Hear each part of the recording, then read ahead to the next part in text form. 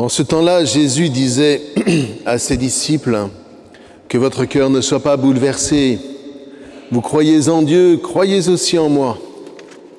Dans la maison de mon Père, il y a de nombreuses demeures, sinon vous aurais-je dit que je pars vous préparer une place.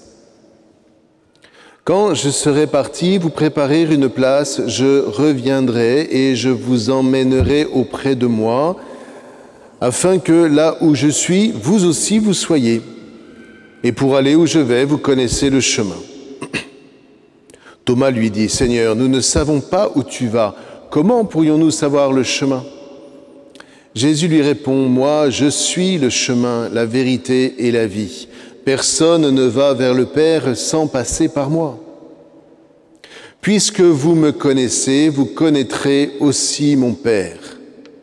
Dès maintenant, vous le connaissez et vous l'avez vu. » Alors Philippe lui dit « Mais Seigneur, montre-nous le Père, cela nous suffit. » Jésus lui répond « Il y a si longtemps que je suis avec vous et tu ne me connais pas, Philippe.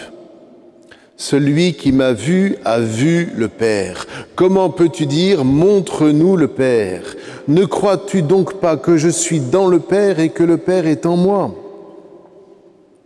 Les paroles que je vous dis, je ne les dis pas de moi-même. Le Père qui demeure en moi fait ses propres œuvres, ses propres mitzvot. Croyez-moi, je suis dans le Père et le Père est en moi. Si vous ne me croyez pas, croyez au moins à cause des mitzvot elles-mêmes. Amen, amen, je vous le dis, celui qui croit en moi fera des mitzvot que je fais, et il en fera même de plus grandes parce que je pars vers le Père. Acclamons la parole de Dieu.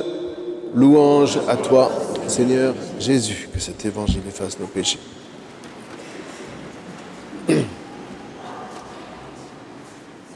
Alors, très intéressant comme toujours, ces textes de la liturgie.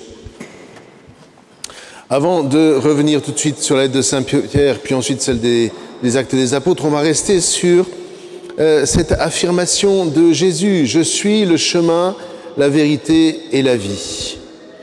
Vous voyez, Thomas, quand il intervient dans l'évangile selon saint Jean, c'est jamais... Il y a 3 interventions de saint Thomas. À chaque fois, ce sont des interventions d'une intelligence absolument sublime. Seigneur, nous ne savons pas où tu vas. Eh bien oui, Thomas, tu ne sais pas où le Seigneur va. Pourquoi est-ce que Thomas ne sait pas ? Tout simplement parce que, précisément, ce qui va lui permettre plus tard de connaître le chemin n'a pas encore eu lieu. Vous voyez, quand vous entendez Jésus dire « Je suis le chemin, la vérité et la vie », je voudrais qu'on sorte de cette espèce de lecture purement dogmatique. Alors Jésus, c'est le chemin, il va te dire quoi faire, il est la vérité qu'on va placarder sur les portes des églises, et il est la vie, si tu n'es pas avec lui, tu vas mourir. C'est un peu léger, c'est quand même très léger, c'est même carrément très faux, pour ne pas dire très imbécile.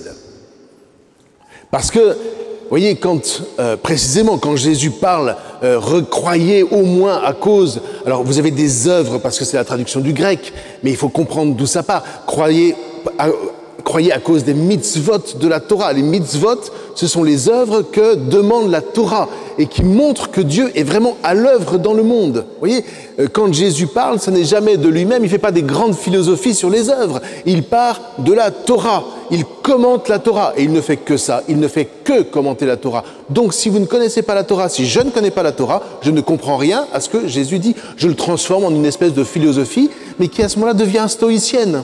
Il n'y a plus de différence entre les chrétiens et les stoïciens. Donc il faut vraiment faire ce travail-là, et nous y travaillons depuis plusieurs années ensemble. Vous voyez, croyez grâce aux mitzvot du Père. Et la grande mitzvah du Père, la grande œuvre du Père va être quoi ? Ça va être la résurrection. Quand vous voulez connaître un chemin, il ne faut pas simplement vous intéresser au but. Sinon vous n'avez pas de chemin.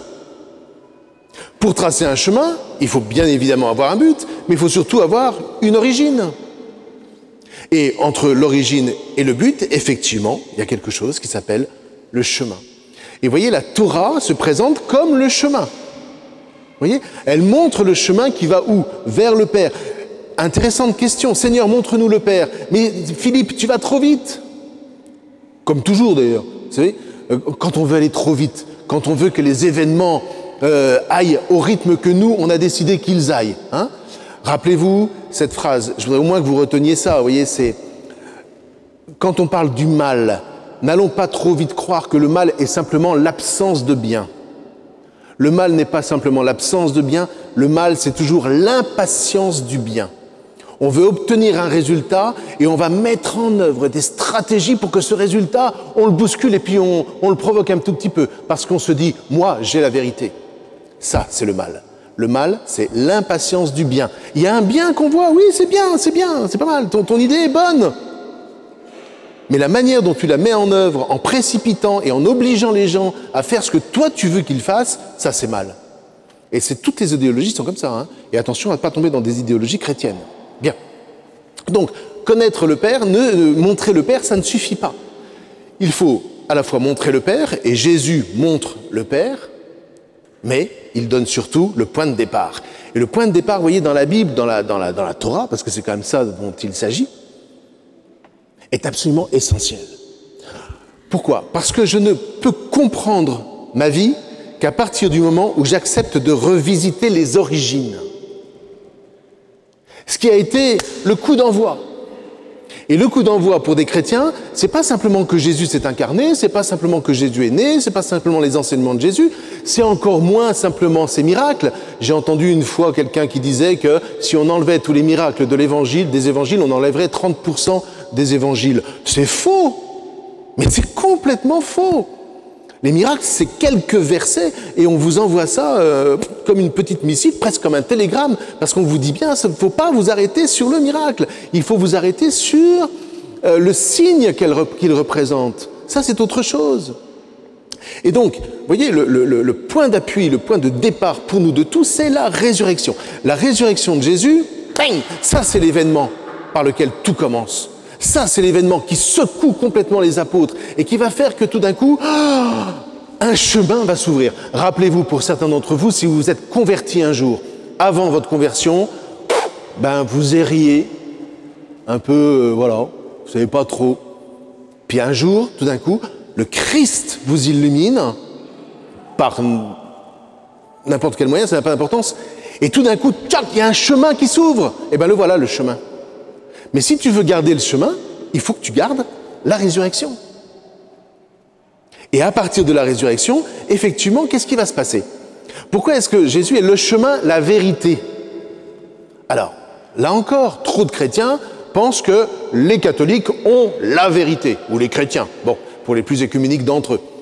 Ils ont la vérité, mais on n'a pas la vérité. Qu'est-ce que ça veut dire?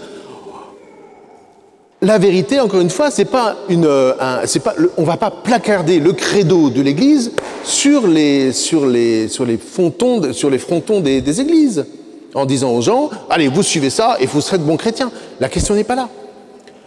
Quand Jésus dit, je suis le chemin, la vérité, c'est-à-dire que je t'ouvre le chemin en te donnant une nouvelle origine qui est la lumière de la résurrection. À partir de là, tu vas pouvoir relire ton présent, tu vas pouvoir relire ta vie, tu vas pouvoir relire toute ton existence aujourd'hui et y trouver la vérité.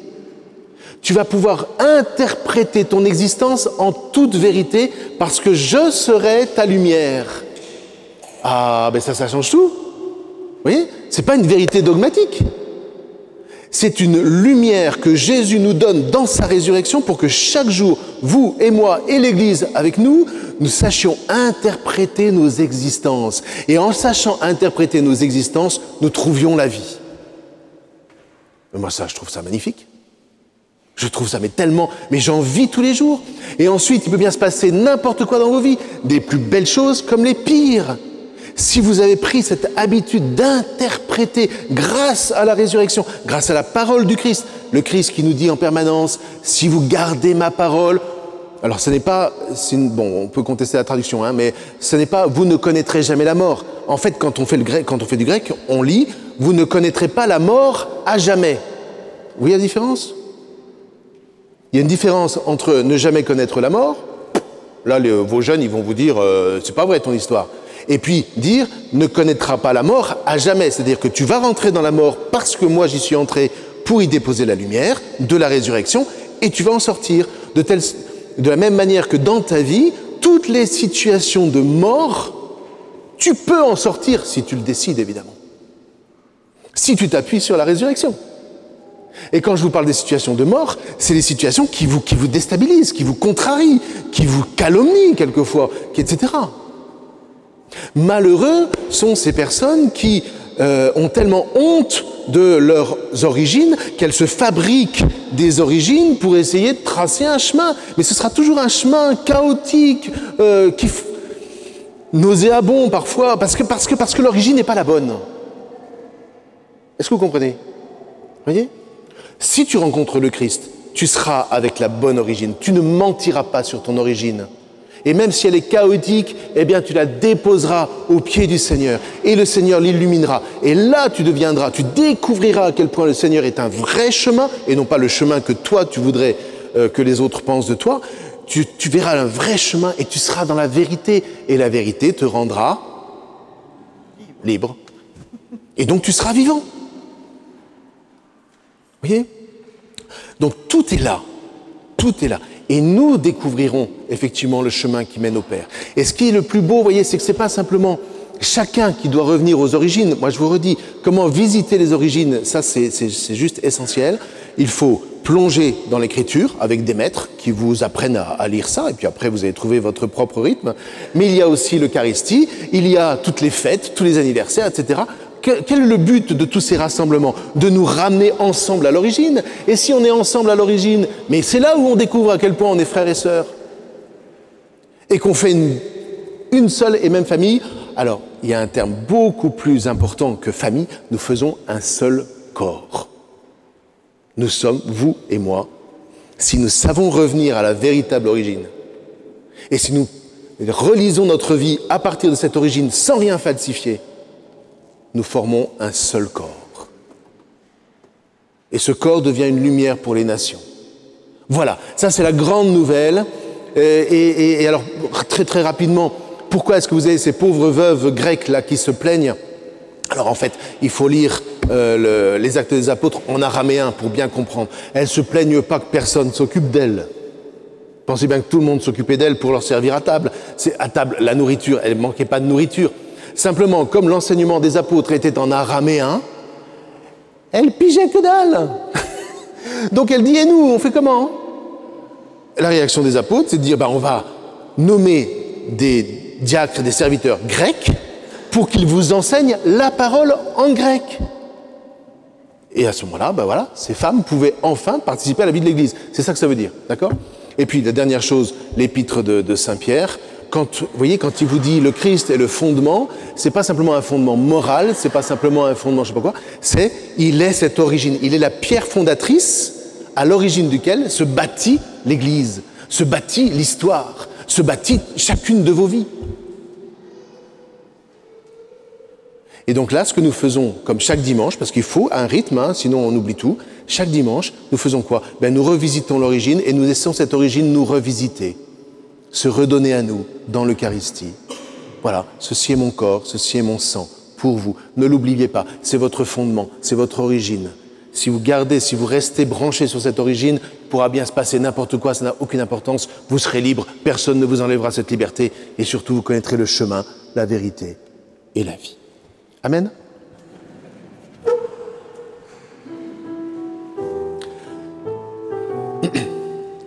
Criez de joie, Dieu sauve son peuple.